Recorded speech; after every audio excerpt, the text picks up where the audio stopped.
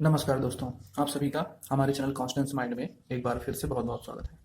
NCERT का class 8 की प्रश्नावली 1.1 परिमेय संख्या रेशनल नंबर को हम इस वीडियो में सॉल्व करेंगे। शुरू करने से पहले परिमेय संख्या के बारे में कुछ थोड़ा सा जान लेते हैं। जैसा कि पिछली क्लास में आप लोग पढ़ ही चुके हैं परिमेय संख्या क्या होती है, तो फिर भी थोड़ा सा इंट्रोडक्शन देख लेते हैं। तो अगर देखा जाए परिमेय संख्या, तो परिमेय संख्या को हम क्या कहते हैं? परिमेय संख्या कोई भी संख्या, ऐसी संख्या जिसको हम पी बट्टे क्यू के रूप में लिख सकें, वो संख्या परिमेय संख्या होती है। जैसे किसी भी संख्या को जिसे हम पी बट्टे क्यू के रूप में लिख सकें तथा क्यू का मान 0 ना हो। ठीक है, पी बट्टे क्यू के रूप में लिख सकें तथा क्यू का मान 0 ना हो, वो संख्या परिमेय संख्या होती है। जैसे अगर देखें एग्जाम्पल में अगर देखें, एक बटे हम 1 कर सकते हैं, मान परिवर्तित नहीं होगा। ठीक है, क्यू का मान 0 नहीं है, मतलब ये परिमेय संख्या है। जैसे 0 बटे 1 लिख सकते हैं, तो ये भी परिमेय संख्या हुई। 2 है, 2 बटे 1 लिख सकते हैं, परिमेय संख्या हुई। कोई भी पूर्ण संख्या हो, प्राकृतिक संख्या हो, या फिर और भी जो संख्या हो, करड़ी की संख्या छोड़ के, जिनको हम पी बट्टे क्यू के रूप में लिख सकते हैं, वो परिमेय संख्या। करड़ी में भी जैसे √4 है, तो √4 देख सकते हैं आप, ये जो है √4 का जब आप वर्गमूल निकालेंगे तो क्या आएगा? 2। ठीक है, यहाँ पे 2 × 2 है, तो 2 बाहर आएगा, तो देख सकते हैं ये 1 बट्टे, तो ये भी परिमेय संख्या होगी।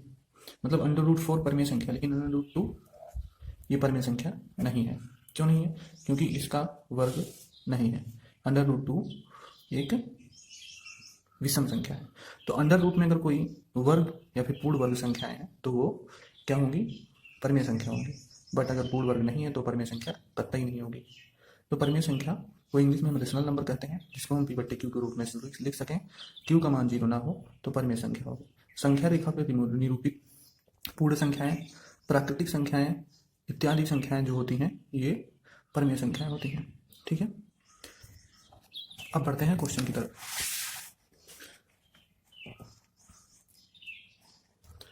क्वेश्चन हमारा क्या कहता है?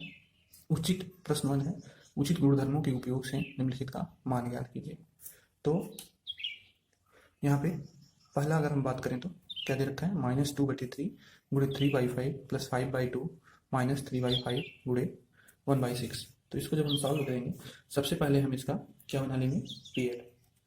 यहाँ पे सबसे पहले हम इन लोगों को, इनका हम पद देखेंगे। तो ये प्रथम पद हो गया, मान लीजिए यहाँ से यहाँ तक, ये क्या है? ये प्रथम पद है। ये क्या है? यहाँ पे ये एक जैसी संख्या है और ये एक जैसी संख्या है, यहाँ से यहाँ तक।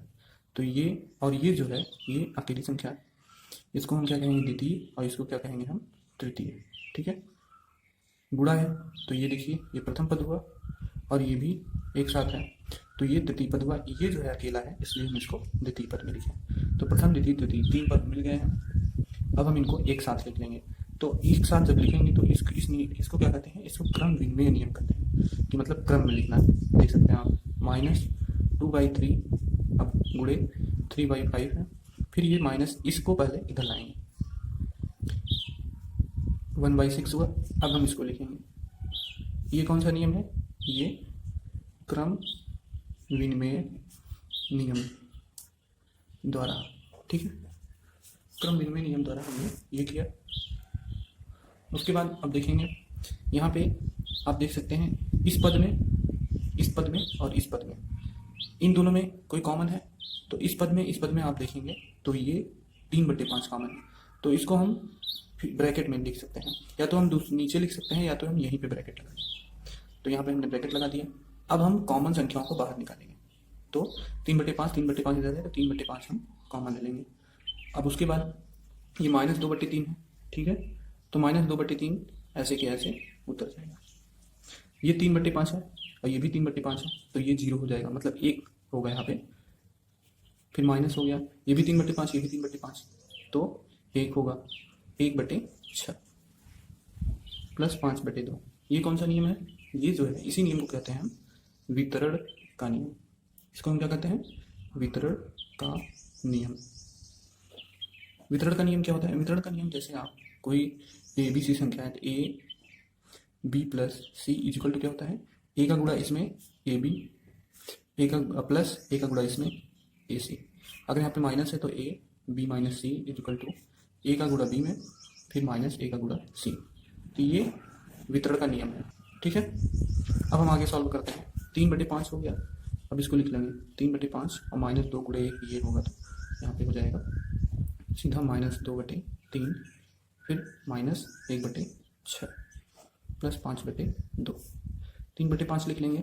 3 और 6 का एलसीएम लेंगे तो एलसीएम कैसे लिया जाता है? एलसीएम लेना तो आपको आता ही होगा, दोनों संख्याओं का मल्टीप्लिकेशन जो बराबर हो।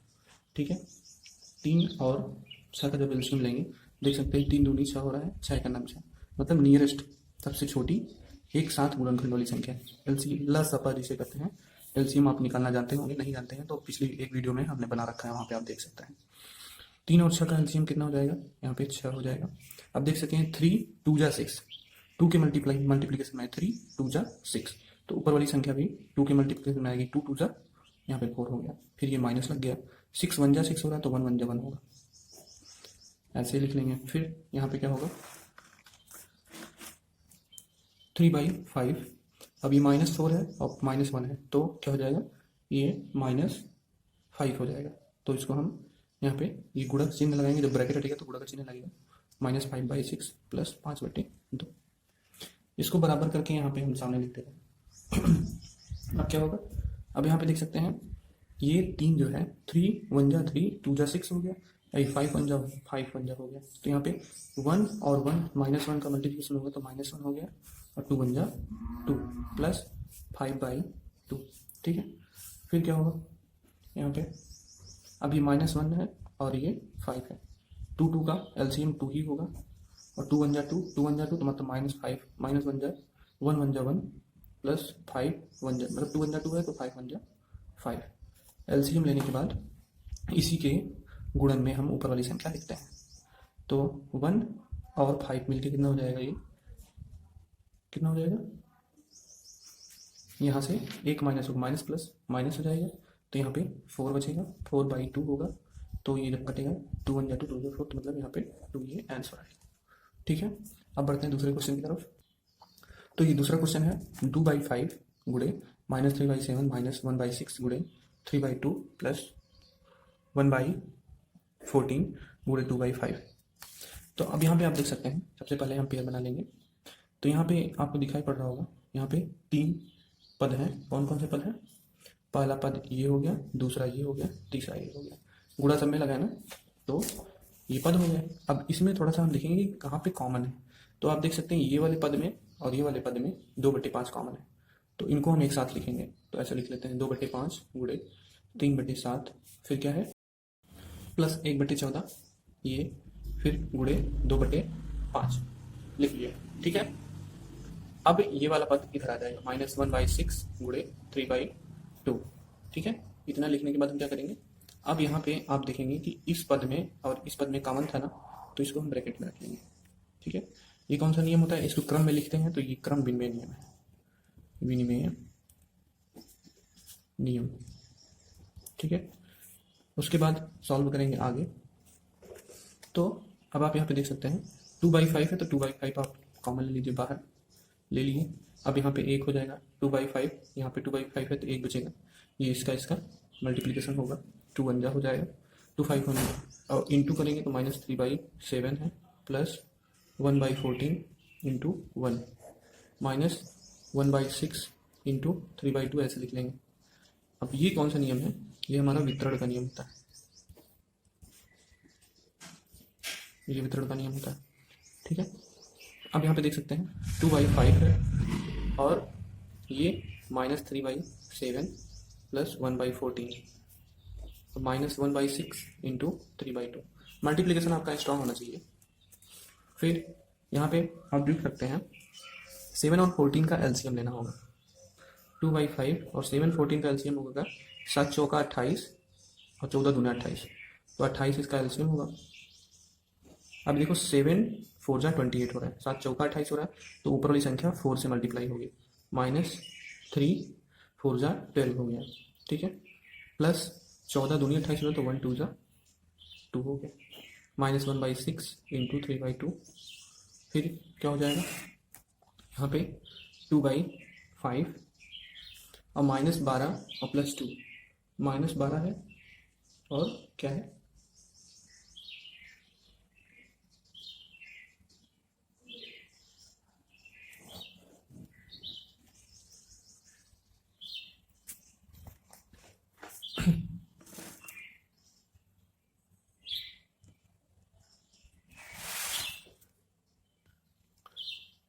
तो यहाँ पे देख सकते हैं आप 2/5 आया, -3/7 +1/14 -1/6 इंटू 3/2। अब यहाँ पे 7 और 14 का एलसीएम होगा लसा का, तो 2/5 और 7 14 का एलसीएम कितना होगा, 7 2 जा 14 एंड 14 1 जा 14, तो यहाँ पे होगा 14।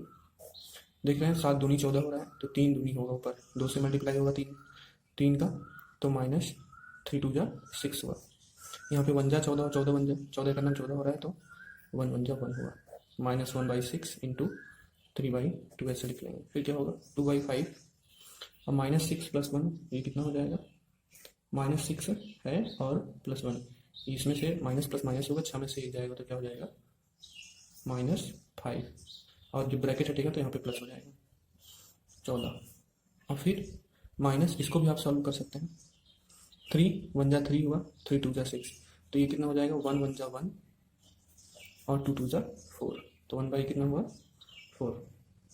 अब हम इसका देखेंगे 2/5 है इंटू माइनस, तो ये 5 5 कट गया, 2 1 जा 2 है, 2 7 जा 14, तो ये कितना हो जाएगा 1 1 जा 1, तो ऊपर हो जाएगा -1/7 1 जा 7, और फिर ये -1/4, तो ये क्या हो जाएगा, अब यहाँ पे एलसीएम 7 और 4 का निकला जाएगा, तो 7 और 4 का 7 चौका 28, 4 7 28, 28 होगा एलसीएम। 28 निकालने के बाद देखिए 7 4 जा 4 के मल्टीप्लिकेशन में है, तो ऊपर भी 4 के मल्टीप्लिकेशन में 1 4 जा 4 होगा, फिर ये माइनस, ये 7 के मल्टीप्लिकेशन में 4 7 जा 28, तो ऊपर भी 7 के मल्टीप्लिकेशन में रहेगा 1 7 जा 7, तो कितना हो जाएगा माइनस माइनस माइनस होगा, लेकिन माइनस माइनस प्लस होता है तो चिन्ह लगा रहेगा, तो माइनस माइनस प्लस 7 4 11 होगा, 11 -11/28, तो ये आंसर आया हमारा दूसरा क्वेश्चन। पहले का दूसरा सेक्शन सॉल्व हुआ। अब बढ़ते हैं प्रश्न 2 की तरफ। प्रश्न 2, निम्नलिखित में से प्रत्येक के योज्य प्रतिलोम लिखो। तो दोस्तों योज्य प्रतिलोम जो होता है वो चिन्हों को उल्टा बदला जाता है। जैसे यहाँ पे 2/8 है, तो पहला हम सॉल्व करते हैं, पहला 2/8 का योज्य प्रतिलोम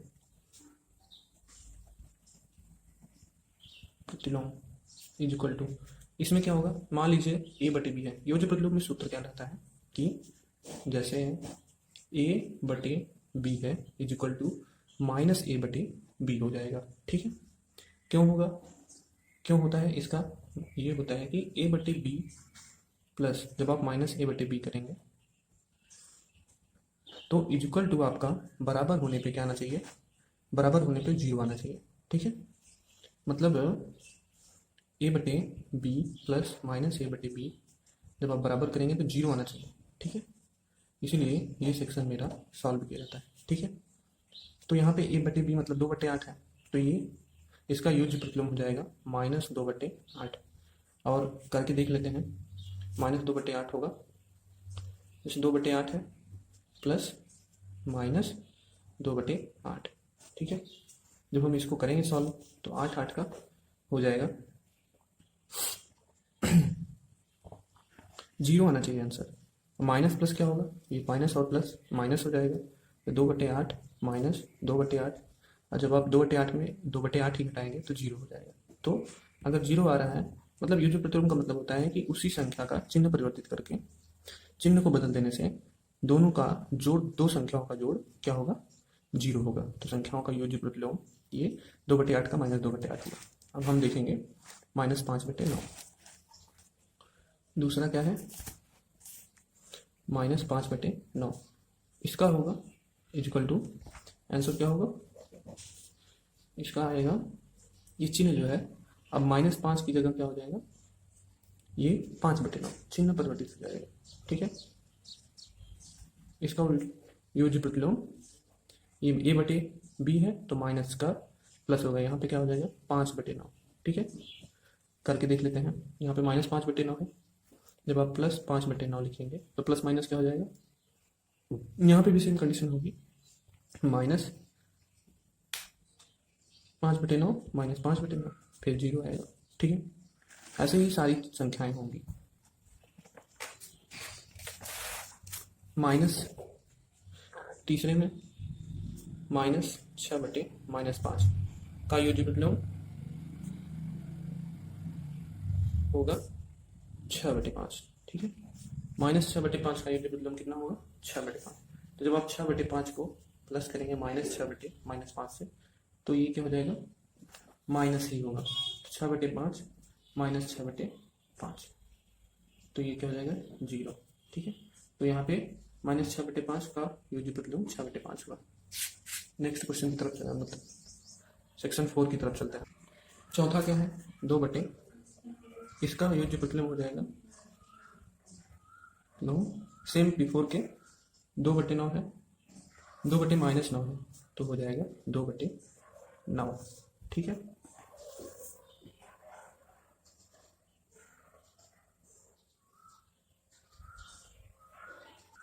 खाली चिन्ह को ही आप परिवर्तित करेंगे, चिन्ह को अगर बदल देंगे तो इनका जो जोड़ होगा वो क्या हो जाएगा 0 हो जाएगा। ठीक है, अब आप 2/-9 को जब 2 + 2/9 लिखेंगे तो माइनस प्लस माइनस हो जाएगा और संख्याएं कट के 0 हो जाएंगे। ठीक है, कटेंगे क्या, घट के 0 हो जाती है। तो पांचवें में भी ऐसे ही होगा, 19/-6 है तो इसका जो प्रतिलोम कितना होगा 19/6। ठीक है, तो इस तरह से हुआ आंसर सॉल्व। और अगर वीडियो अच्छी लगी हो तो आप चैनल को सब्सक्राइब करें, बेल आइकन को प्रेस करें जिससे कि नोटिफिकेशन आपको सबसे पहले प्राप्त हो सके। और को प्रश्न संख्या 3 जो होगा वो नेक्स्ट वीडियो में डिस्कस किया जाएगा। जो भी दिक्कत हो कमेंट सेक्शन में पूछ सकते हैं। धन्यवाद।